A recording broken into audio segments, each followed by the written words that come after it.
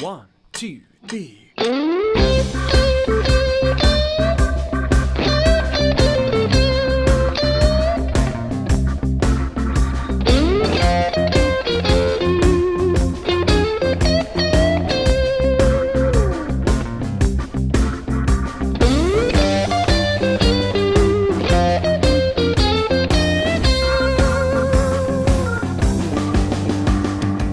Hey everybody, welcome back to Swift Lessons for another quick lead guitar tutorial.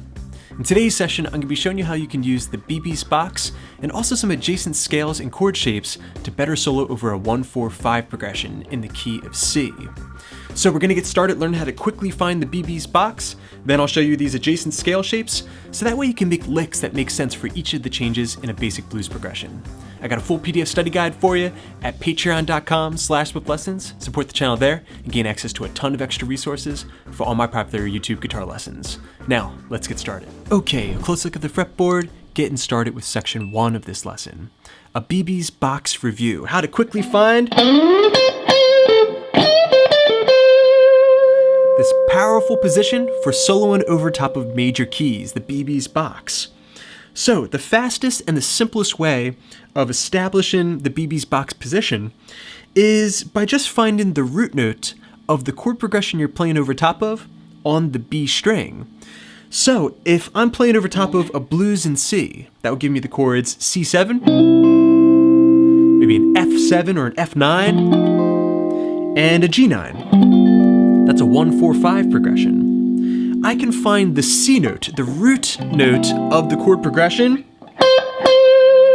right here on the B string, 13th fret. Okay, once you're there, you can find this house-shaped box of notes that consist of the 6th interval, the 1 or the root note, the 2, the 4, and also the 5. So built into it, we have the 1, 4, 5, which is also very useful for a lot of reasons. And in addition, we can also feature the minor third right there on the 16th fret of the B string as well. Whenever you want to get a little bit minor or a little bit gritty with it. Okay, but generally speaking, the basic position is going to be 14 on the G, 13 on the B, up to 15, and then we're going to have 13, 15 on the high E string as well. Those notes are going to sound great over top of that 1-4-5 in the key of C. Okay, of course you can just move it fret to fret to change the key though. Okay, so I hear that blues shuffle. Okay, so right there, that's everything I need to solo over top of a blues progression, but in a very basic way. Now, as effective and as cool as this position is, it's still very, very limited. And it helps to have some adjacent scale positions down, so that way when, for example, the 4 chord comes, you have more notes to work with. Okay, very good everybody. You're getting that BB's box position down. I recommend you start messing around with that, seeing what sounds you can create, and you'll start to notice that you can really use it to play an entire blues solo, just by kind of emphasizing the root note of the chord that you're playing over top of. But the thing that you're going to find is that while what works over top of the 1 chord works over all the chords in the blues progression, the licks that you're going to be able to create using the BB's box over the 4 and the 5 aren't going to sound exactly customized for those chords. And that's where adjacent scale positions and also chord shapes come into play. Okay, so let's branch out a little bit and learn how to target each of the chords in this 1-4-5 progression. Okay, or C major, F major, G major. So we'll begin by just talking about adjacent chord shapes. Now, one of the first things that I do when trying to write a solo is I establish where the chords I'm playing over top of exist in relation to my go-to soloing positions like BB's box. Okay, so that's my BB's box right there, and overlapping with it, I have those same exact chords. C major, F major, G major, or C major, F major, G major. Okay, now this is very important. Establishing where these chord shapes are is going to reveal the majority of safe notes that you can play over top of them. And it's also going to lend towards visualizing the connection between the chord shapes and the overlapping scale patterns. So when I'm jamming over top of that blues progression in the key of C, I'm picturing that C chord in its D shape, or in its full barred C shape, frets 15, 14, 12 with a bar, 13 with the middle finger, and 12 with the bar on the high E string. Okay, that's a C major chord. It overlaps with the C major scale. All right, which is really where the BB's box comes from. Okay, so when I'm playing over top of that C chord, I'm definitely picturing the C chord played as a little bar shape, or I'm picturing it as a partial with that little D shape. That's gonna allow me to come up with some more advanced ideas, like using arpeggio licks, or seeing the more complete scale pattern. Okay, now when the 4 chord comes around, I can picture that as an F shape, F major. Okay, that's frets 15, 14, and then 13 and 13 on the B string and high E string with a bar. All right, that's F major, the 4 chord. You take it up a full step and you have the 5 chord, G major. Now that 4 and 5 chord, F major and G major, can also be pictured as full bar chords rooted off of the low E string. All right, just visualizing those shapes can allow you to find some very useful arpeggio ideas. Okay, so practice those chords, the 1, the 4, and the 5 in various ways. And experiment with arpeggiating the notes they contain.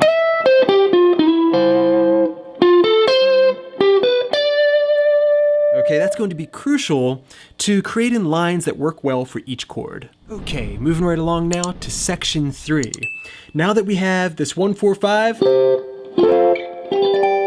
chord progression down, we want to make sure that we have all the scale patterns that surround those chords mastered, so that way you can utilize them when soloing. So over the 1 chord, C major, we already looked at it a little bit, the C major scale.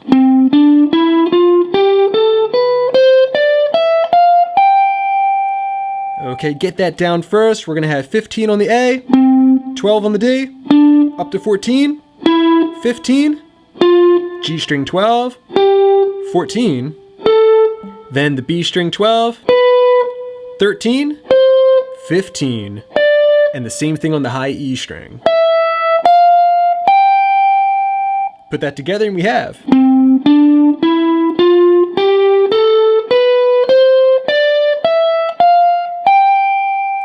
Okay, and of course you also want to be able to play the very stripped down pentatonic version.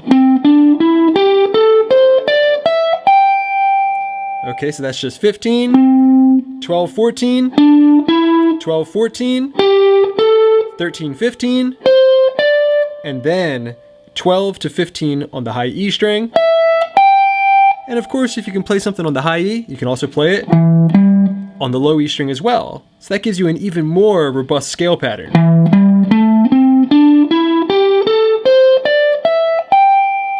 Okay, so that's the C major pentatonic scale in its C shape position. Okay, then looking at the F chord, or the 4 chord in the key of C, we have a couple of different scales that we can utilize over top of this chord. We've got the minor blues scale.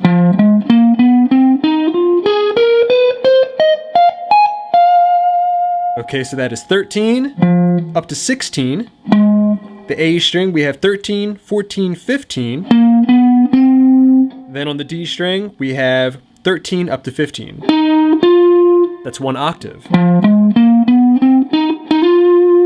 Then on the G string, you have 13, 15, 16. The B string, 13 up to 16.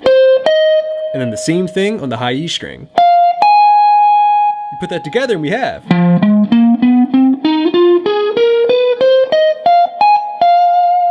Okay, that's gonna sound great over top of the 4 chord in the key of C. So.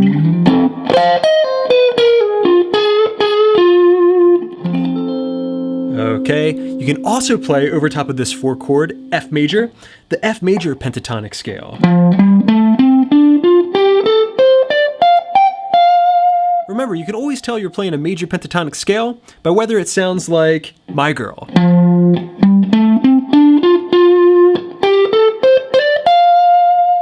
Okay, so the F major pentatonic scale, which you can mix into your minor blues scale, is 13 up to 15. Then the A string, 12 up to 15. 12, 15 again. The G string, 12 up to 14. And then on the B string and high E strings, 13 to 15. Okay, so you put all that together and we got.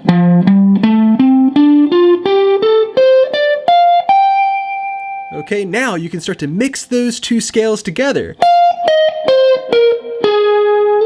Like right there, putting in the major third.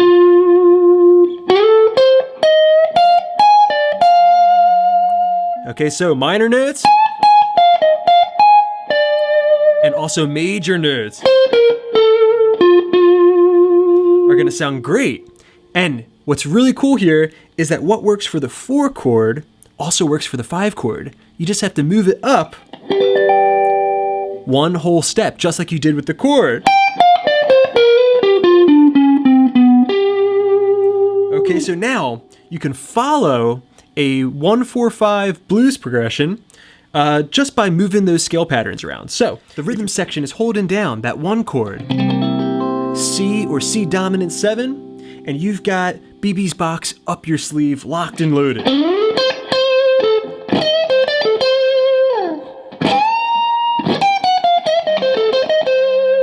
Okay, it sure does sound great just to take that 5th interval, high E string 15th fret, and apply a super bend there. Okay, then the band switches to the 4 chord, F or F7, and you can throw together a combination of the minor blues scale and the major pentatonic. And the same can be done for the 5 chord, G or G7. Okay, so practice those chords. Practice the overlap and scale positions.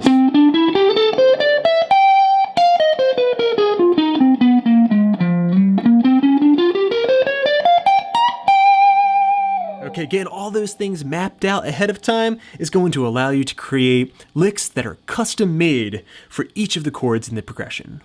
Okay, excellent work everybody. Now we're moving into section 4, our final section for this lesson, learning how to play our practice routine. Once again, it's going to sound like this. Just listen for the chord changes. I'm going to take away the backing track. You should be able to hear the chord progression underneath the licks. Okay, so getting started. 1, 2, 3, C major.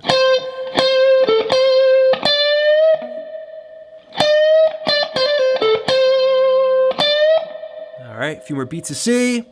All right, and then we have F. And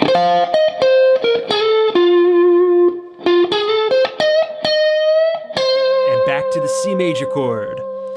All right, here comes the 5 chord G. F. And then back to the C chord there to complete the 12 bar. All right, so a lick for each chord in the progression. Okay, breaking down this simple solo over a 12 bar blues in the key of C. Getting started with line number 1 of our tab, we have 2 licks over the chord C major, our 1 chord. The first one sounds like this. Then we have the response. Okay, breaking down that first lick there, we're starting off plucking the root note, 13th fret of the B string, twice over that C chord.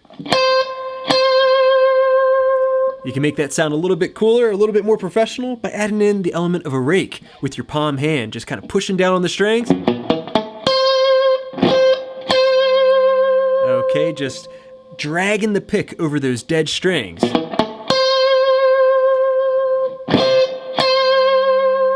Alright, then we're on to the 14th fret of the G string, back to 13 on the B, and then a nice soulful bend on the 15th fret of the B string. About a half step up. Alright, you put that lick together and we've got. Make sure you keep on vibratoing. Alright, then the response. Just grab the 15th fret of the B string, bend it up, go back to 15, then a hammer and pull. 13, 15, 13. Before going to the 14th fret G, and then vibratoing on the 13th fret of the B string, and then finishing up with a lift and kill technique. That's when you lift the string, and then put your palm back on the string, so that way it goes silent. You put that lick together, and we have.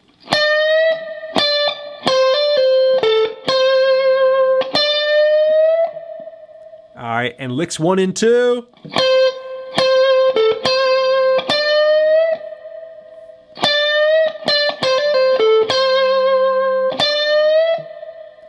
Alright, now we're ready to move on to line 2 of our tab, and some licks for the F major chord, and then a transition lick taking us from F back to C.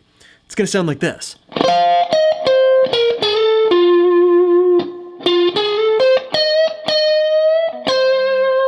Alright, and then there I am back on the C chord, which is why I went to the root note C again. Okay, so now we're picturing the minor blues scale and also the major pentatonic scale in the key of F, because we're playing over the 4 chord. Okay, so we're gonna play the lick. Very simple. Just 13 on the high E string, 16 on the B, down to 13, then 15th fret of the G, and here's where it gets interesting, mixing the minor and the major. 13th fret, hammering up to 14. So, before resolving onto the 15th fret of the D string. You put that lick together and we have. Now, as a quick tip, you can also add a little bit of texture by picturing a little bit of that F major triad.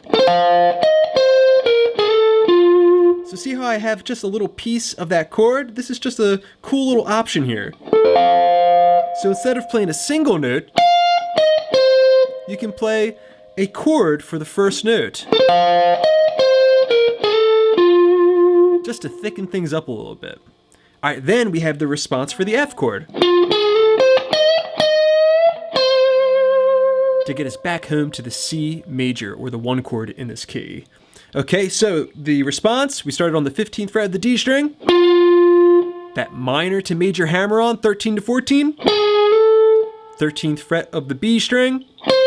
And then, grabbing the minor 3rd, the 16th fret of the B string, 2 bends. Before vibratoing back on the root note C as the C major chord comes back in on measure number 7. Okay, you put that line together now and we have some very cool licks for the F chord.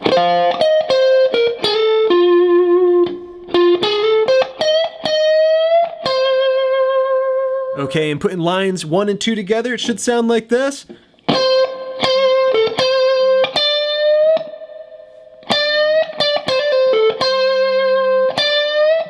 Alright, then the F major chord comes in.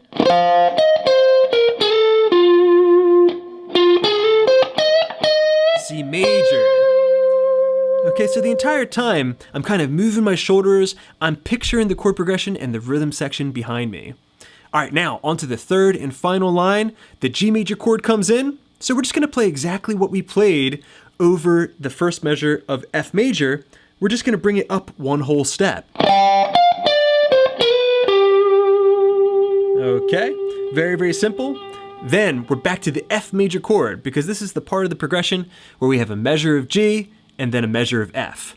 All right, to play over this measure of F chord, we're gonna play. And ultimately, it's gonna bring us back to the C chord, which you can hear in the melody. Okay, so the final lick of the solo, 13 on the high E string, 16 on the B string down to 13, then the 15th fret of the G string, just like before, minor third to major third, 13th fret to the 14th fret with a hammer on.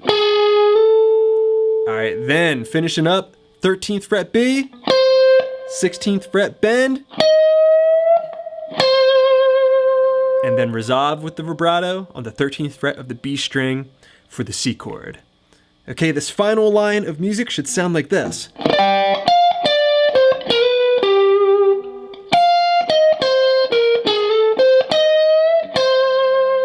Okay, and of course there, you could also throw in a turnaround, all right? But the entire solo, just to get down these concepts, should sound like this. A 1, 2, 3, C major.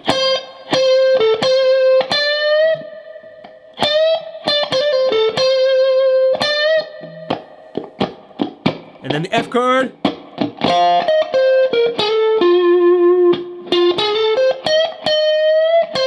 All right, just keep ourselves in time. A 1, 2, 3, G, and F.